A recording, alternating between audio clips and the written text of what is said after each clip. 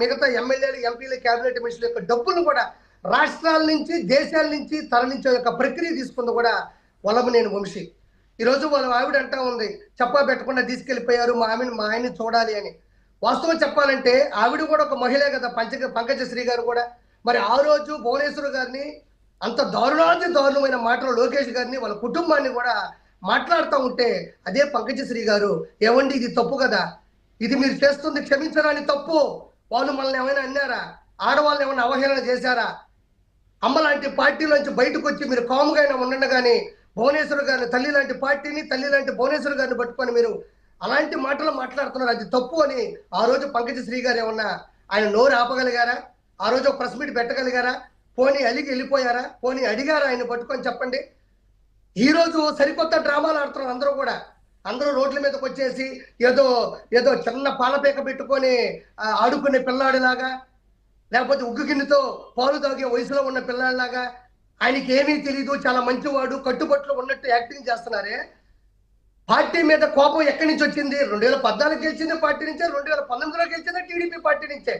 Party నుంచి నీకున్న వ్యతిరేకత ఏముంది? కేవలం జగన్మోహన్ రెడ్డి ప్రభుత్వంలో వాళ్ళ హయాంలోకి మనం వెళ్ళిపోతే లెక్కలేని డబ్బులు సంపాదించుకోవచ్చు, లూటీలు చేయొచ్చు, కబ్జాలు చేయొచ్చు, దౌర్జన్యాలు చేయొచ్చు, బూతులు తిట్టచ్చు, మిగతా అందరి ఎమ్మెల్యేల యొక్క డబ్బులు కూడా హవాలాగా మార్చొచ్చు అన్న ఒక దురుద్దేశం తప్ప టీడీపీ ప్రభుత్వాన్ని, టీడీపీ యొక్క ఆ కండోను వదిలేసే పరిస్థితి ఆయనకు అవసరం లేదు. ఒరిజినల్ గా చెప్పాలంటే ఆయన మైండ్ లో కానీ, ఆయన ఆలోచనలో కానీ దుర్బుద్ధి ఉంది కాబట్టి ఆ రోజు పార్టీ వీడి ఆ పార్టీలోకి వెళ్లాల్సి వచ్చింది. వాస్తవంగా చెప్పాలంటే 2019లో కూడా వైఎస్ఆర్సీపీలోకి అతను వెళ్ళినప్పటికీ కూడా గెలిచింది కూడా టీడీపీ పార్టీ నుంచే. ఆ మాత్రం విశ్వాసం కానీ, ఆ మాత్రం విలువలు కానీ, కనీసం సామాజిక స్పృహ కూడా లేకుండా అసెంబ్లీ సాక్షిగా అదే పార్టీ నేతలకు రూమ్ లోకి వెళ్ళి డ్రెస్ మార్చుకుంటారని కొద్దిమందికి ఫోన్ చేసినట్టుగా తెలుస్తుంది. ఏంటి, మీకు ఏమైనా సమాచారం ఉందా? సమాచారం 100% కరెక్ట్. పవన్ గారు లోపలికి వెళ్ళాడు. ఇది వైఎస్ఆర్సీపీ వాళ్ళకి మీరు ప్రత్యేకంగా చెప్పబడలేదు. ఈ యొక్క కట్టుబాట్లు, ఈ యాక్టింగ్ స్కిల్స్, ఇది జారిపోవడం, సడన్ గా లోపలికి వెళ్ళి ఫోన్ చేయడం వాస్తవం. లోపలికి వెళ్ళి యాక్టింగ్ చేశాడు, ఫోన్ పట్టుకున్నాడు. ఎవరైతే అల్లర మోకలు ఉంటారో, ఎవరైతే దౌర్భాగ్యంగా ప్రవర్తిస్తారో వాళ్ళందరికీ కూడా ఇంటిమేట్ చేయడం, వాళ్ళందరినీ రమ్మని ఫోన్లో చెప్పడం కూడా జరిగింది. అందుకే వాళ్ళు కొంచెం అలర్ట్ అయ్యి వస్తూ ఉన్నారు, పడమటి కావచ్చు, ఇంకో చోటకైనా కూడా. ఏది ఏమైనప్పటికీ కూడా ఇది తెలుగుదేశం పార్టీ చేసింది గొప్ప పని నేను కోరుకుంటున్నాను. ఎందుకంటే 100 మంది అల్లర మోకలతో టీడీపీ కార్యాలయం మీద బూతులతో జై వంశీ అన్న, జై వంశీ అన్న, ఏ వంశీ అన్న, వంశీ అన్న ఏం చేశాడు?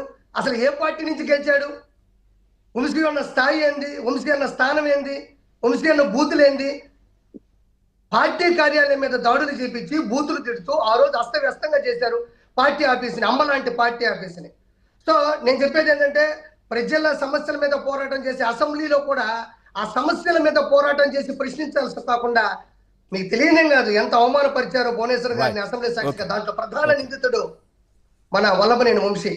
అలాంటి వ్యక్తి మళ్ళీ ఈ రోజు సత్యవర్ధన గారిని కిడ్నాప్ చేసి, దాడి చేసి, అతను బూతులు తిడుతూ, నువ్వు వెళ్ళి అక్కడ అఫిడవిట్ లో నేను చెప్పింది రాసి ఇవ్వు అంటే, నేను తెలియదు సార్, తప్పు అయిపోయింది, నేను కావాలనే మీకు పెట్టాను, నన్ను వదిలేయండి అని చెప్పిన తర్వాత వాళ్ళ అమ్మగారికి కోపం వచ్చి ఏం జరిగిందని ఆరాధిస్తే తీరా చూస్తే అతన్ని ఈ రోజు ఎక్కడో కిడ్నాప్ చేయడం జరిగింది.